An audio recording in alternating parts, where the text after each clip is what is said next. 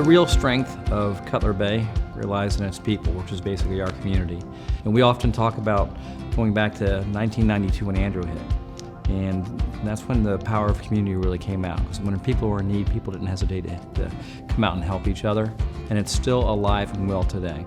As long as I've lived in this community, it's always been about us working together. Back before we incorporated, and we had to do a lot of things ourselves back in those days. You know, we had to line the baseball fields ourselves, you know. We had parents mowing soccer fields, you know, because the support just wasn't there. I have been a resident of Cutler Bay for 42, almost 43 years now. I was nervous coming here because I lived on military bases my entire life up to that point.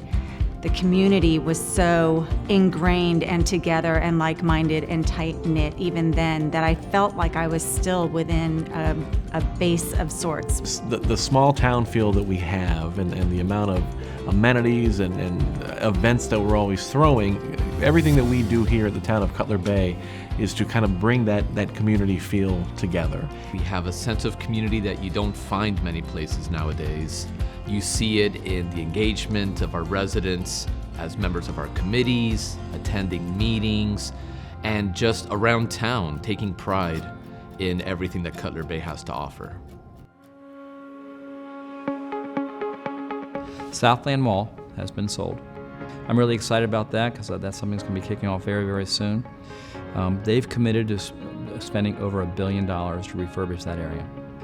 We have met with them and they have some exciting plans to come in and to build a mixed-use type of area, nice places where people are going to want to go to work, to eat, restaurants, watch movies. We've also been talking to hospitals and medical professionals to see if we can encourage them to come into that area as well. The vision of what the town wanted came from charrettes that were held back in, I think, 2000, and we went to the community and said, what do you want? And this is what they said they thought they wanted for those areas. So the power of community, again, being involved on saying this is what we want. It took a while to get there, but we're finally at the point where things are going to start moving forward, so I think that's exciting. We also have the property over on 97th Avenue in Old Cutler, which some people refer to as the Publix area. That is nearing completion. Not only is it just a Publix area, but there's also out parcels, which will have additional businesses out there. One of the more exciting things that we have that is already in progress is the BRT, is the Bus Rapid Transportation System that we are going to have. It is going to be highly efficient. Wi-Fi will be on it. It's set up, the platforms are more like a train platform. We now will have the ability to take perhaps our Go Connect to the BRT, take the BRT to the train station, take the train into downtown. You can bypass all that wear and tear on your car. Most of us have to leave town and go north for work. I think that will facilitate that. It'll be a great thing for us. The town was proud to receive from the FDEP a $250,000 grant, which was matched with town funds for the restoration of the 8.5-acre site along Old Cutler Road. This involves the removal of invasive species, beginning to clear that site and prepare it for what it will ultimately be, a passive park for the residents of our town and of all of South Florida to enjoy. The canoe kayak launch, which is attached to Lakes by the Bay Park, includes a hardwood hammock project that is underway. Now, this began as an idea by the Parks and Recreation Committee many years ago, and through their hard work and the influence of the town and other agencies, that project is underway, and dozens of native trees have been planted already on that site, with more to come. Come back in a couple of years and see what that project looks like. It's going to be amazing. We needed to go out to the public, again, out to the community and say, you know, we've talked about this, it seems to be on everybody's mind, is what everybody wants. Are you guys really committed to this?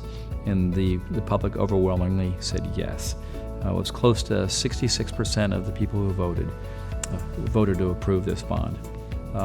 Or working with the University of Miami School of Architecture, they developed 9 plans, and we went out to the community and asked the community what they thought about it. They gave their input on what they wanted. They said they want to, of course we want a town hall, but we want to make it really a gathering place, make it a heart and soul of the town.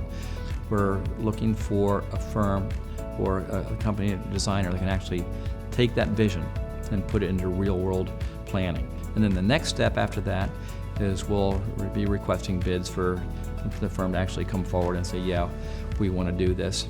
And the next step after that, again, is going out to the community, even though we've already been out there 9 times, saying, okay, we're at this next stage where we're going to start building here.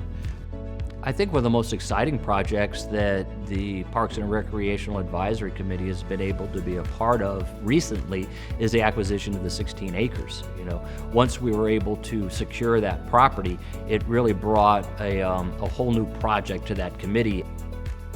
One of the things that we've been faced with recently is an aging pool.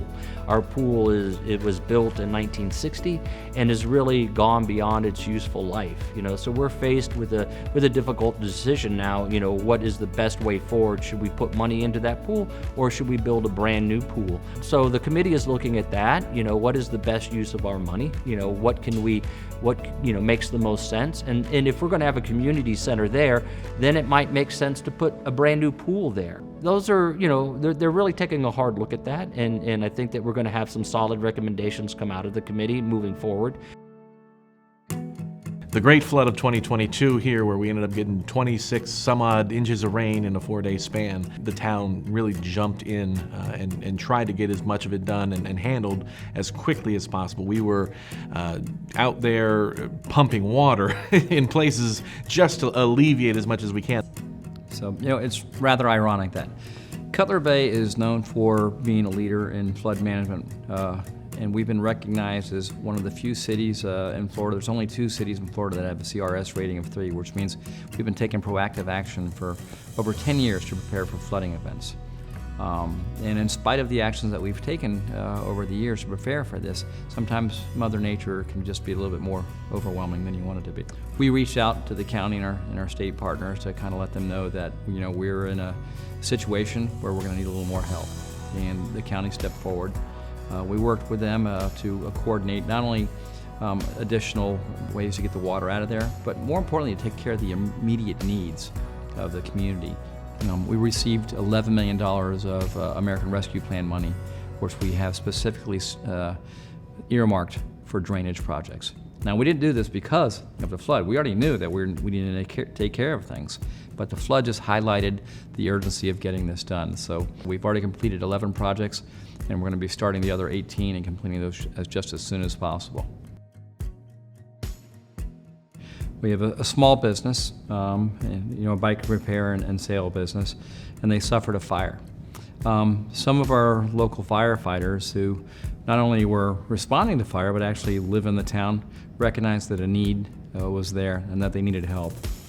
So they reached out to both the town and the community to organize a fundraiser for the town. So they organized a bike ride to raise money for them.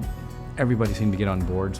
Our local restaurants came out and supported them as well through donations, and we were able to help get them back on their feet and continue to not only service the community, but to be a part of our community as well.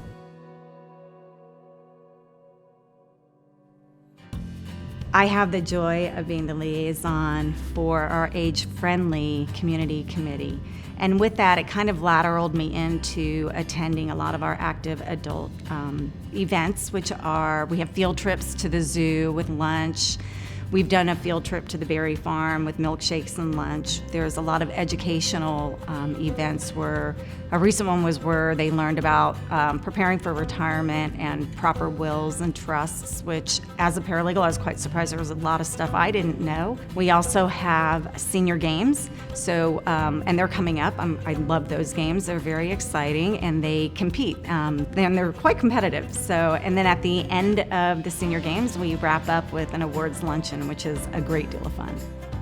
So Cutler Bay is event central. We love throwing events. We love bringing our residents together. We love having events for them to partake in, from golf cart parades for Halloween, for Christmas. We do the chili cook-off. We do the wings over the bay.